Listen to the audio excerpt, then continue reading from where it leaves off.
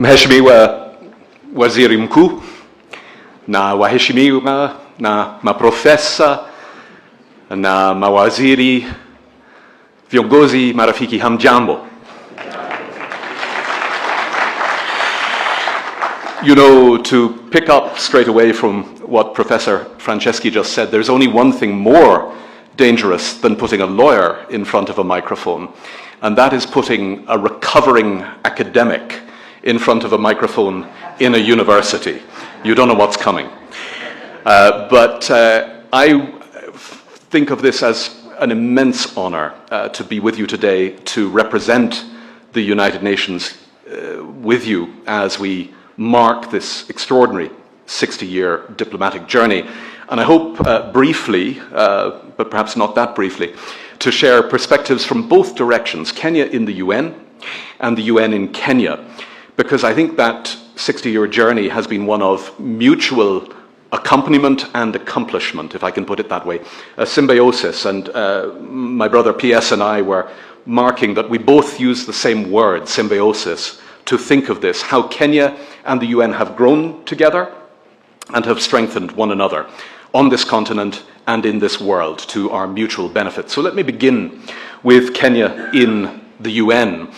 If you go online right now and you access the UN's rather wonderful online video vault, you'll easily find a grainy but very deeply moving 10-minute clip from the 16th of December 1963. And it's the solemn moment that the UN General Assembly formally welcomes Kenya for the very first time as one of its newest UN members. And I challenge each and every one of you to watch that video without a tear in your eye. It's a deeply, deeply moving moment.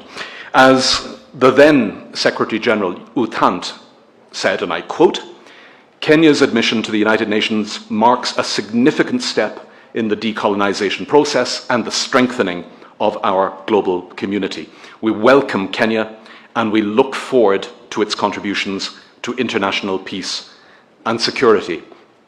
But I'm not sure that even the great U Thant could have fully imagined how significant this contribution would end up being. Allow me also to quote your first president, Mzee Jomo Kenyatta, who stated at the time that Kenya's membership, quote, "signifies our commitment to the principles of peace, justice, and cooperation amongst the nations." And friends, through 60 years, Kenya's strong engagement has remained entirely guided by these principles within the UN. Kenya has been a proud, courageous, leading voice in support of multilateralism, pushing to find shared solutions to shared problems. And thank you deeply for this. But as I say that, and PS, to pick up on your point about reform, let me also stress that only 18 years before Kenya's adherence to the United Nations, at the organization's birth in June 1945, only 51 of today's 193 member states were at the table in San Francisco to craft the new architecture of multilateralism. And today, too much power, too many processes and procedures within the United Nations still reflect yesterday's realities, not today's, and still less tomorrow's. And so, as today's Secretary General Antonio Guterres recently said, and again I quote, "We cannot create a future fit for our grandchildren with a system built for our grandparents." So because of Kenya's deep trust in multilateralism, you've also been a leading voice calling for reforms, for a UN more fit for purpose, and so that countries like Kenya enjoy that equal voice that the United Nations Charter envisages. Thank you also for that determination. And in return, let me assure you that Kenya's important role in the United Nations is recognized at the highest levels. It was no coincidence, I think, that earlier this year, Kenya was asked to host the Global Civil Society Organization conference in the lead-up to the Summit of the Future. And it was also, I think, no accident that Kenya was one of two countries, along with my home country of Ireland, that crafted together the joint Sustainable Development Goals and got them across the line in the General Assembly in 2015, just to highlight a few very proud joint moments. Let me very quickly highlight three thematic areas which I think have been enormously important to Kenya's diplomacy within the United Nations: upholding peace and security, strengthening gender equality, and fighting the climate emergency. On peace and security, Kenya's commitment to regional, global peace and security have been absolutely remarkable. This was evident through your two successful tenures on the United Nations Security Council. And I could easily spend an hour highlighting examples of Kenya's critical council interventions. Let me highlight just two. The first is the standout moment from the 21st of February 2022 in the Extraordinary Security Council meeting on the situation in Ukraine. And let me quote Ambassador Martin Kimani, my brother, from his entirely historic intervention. He said, "Kenya, and almost every African country, was birthed by the ending of the empire. Our borders were not of our own drawing. At independence, had we chosen to pursue states on the basis of ethnic, regional, or religious homogeneity, we would still be waging bloody wars these many decades later. And instead, we agreed that we would settle for the borders that we inherited, but we would still pursue continental, political, economic, and legal integration. We chose to follow the rules of the OAU and the United Nations Charter, not because our borders satisfied us, but because we wanted something greater, forged in peace." Well, friends, let me just say that as someone who hails from the island of Ireland, where we have spent something like 8 centuries bloodily trying and failing to redraw borders through force, the wisdom of Martin Kimani's words on behalf of Kenya ring very loudly and very truly. And I deeply look forward to seeing Kenya return to the Security Council. The second example, thank you. The second example on the Security Council comes in under the section on climate emergency. But first, let me just note that Kenya not only upholds peace in principle, but in practice. You actively make and keep it. You deploy your troops and your police proudly to regional African Union and United Nations peacekeeping forces.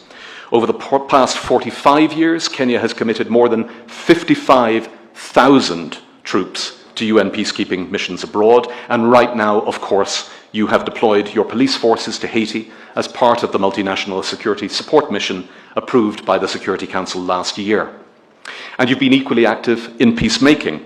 From 2002 to 2004, you hosted and mediated the Somalia National Reconciliation Conference in Eldoret and later in Nairobi. And equally in 2004, you played a key role in mediating the Sudanese peace process, leading to the signing of the Comprehensive Peace Agreement on Sudan in Nairobi.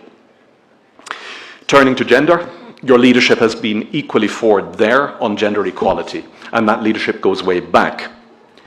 Right here, in the University of Nairobi, 40 years ago, next year, the third World Conference on Women was held.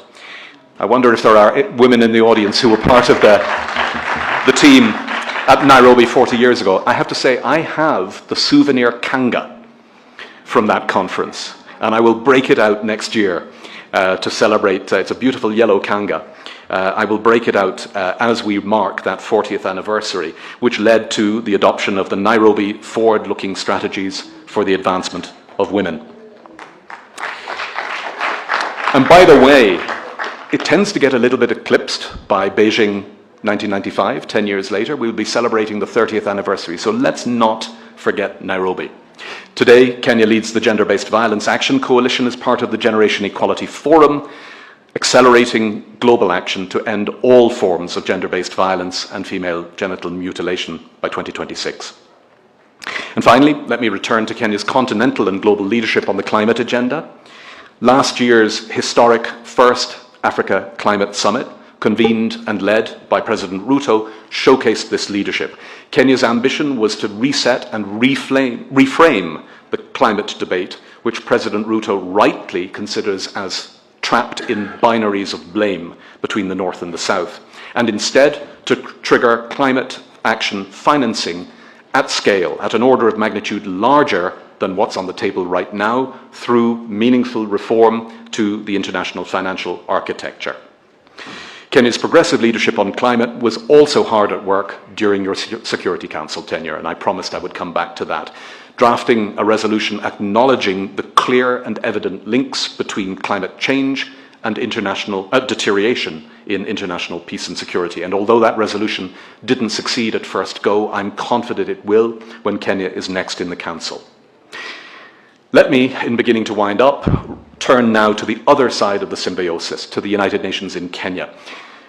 Nairobi is proudly one of the 4 United Nations global headquarters, along with New York, Geneva, and Vienna, and the only global headquarters for the UN in the Global South. Established in 1996, the UN office at Nairobi today hosts more than 60 UN entities and offices. And very appropriately for the green city under the sun, Nairobi is also the world's capital for multilateral environmental diplomacy, being the home for the global headquarters of UNEP since 1972 and to UN Habitat since 1978. And I find myself wondering if even the far-sighted Mzee Jomo Kenyatta could have imagined just how far and how fast the United Nations' reliance on Nairobi would grow when he gifted us with this marvelous oasis that is our campus in Gigiri. Turning briefly to my own mandate, leading the United Nations country team for Kenya, we have 25 agencies, funds and programs that share one aspiration: to support the people and government of Kenya to achieve Kenya's sustainable development ambitions as captured globally in the SDGs and nationally in the bottom-up economic transformation agenda. And everything we do is guided by the core commitment of the SDGs to leave no one behind. And I have joked in the past with His Excellency President Ruto that we spent a long time trying to work out how best to translate leave no one behind into Swahili. We came up with asiachwe mtu nyuma, but we could just have waited and said bottom up. The United Nations in Kenya is still growing. UN agencies are bringing more and more capacity and staff from New York, Geneva, and elsewhere to Nairobi, serving local, regional, global mandates. In 2025, we're expecting to bring almost 500 more staff from all over the world. And we're equally proud, and thanks to Kenya for your leadership on this, that through the Gigiri Master Plan, led by my beloved big sister and landlady, DG Bangura, we're going to get a major facilities upgrade. New conference facilities, including a full-size General Assembly hall and a visitor centre that will make the UN in Kenya more accessible than ever to the Kenyan public.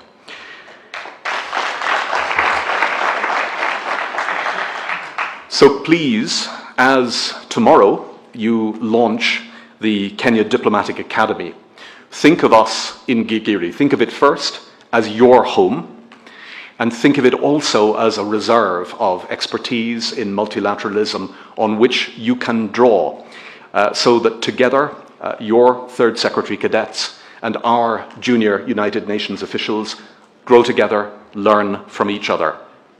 A final suggestion: you will be relieved that even a recovering academic can eventually finish his speech. One final suggestion as I close. You'll be aware that the 193 member states of the United Nations solemnly adopted the Pact for the Future this September, and with President Ruto proudly leading and contributing. Many of the Pact's commitments, I think, are of the highest relevance for Kenya, and I think we need to work on making them real together. Responding to the climate emergency and ensuring adequate financing for adaptation. Accelerating the SDGs through ensuring adequate financing. Strengthening and sustaining peaceful, inclusive and just societies. Promoting the responsible use of digital technologies and artificial intelligence through the Global Digital Compact. Including young people in decision-making processes at national and global levels, and enhancing global cooperation and partnerships with civil society, the private sector and local authorities. These commitments need to be translated into actions meaningful to Kenyans. Let's work together on this. So, my main message for today: Kenya in the UN and the UN in Kenya. A partnership that has benefited us both immensely over these proud 60 years.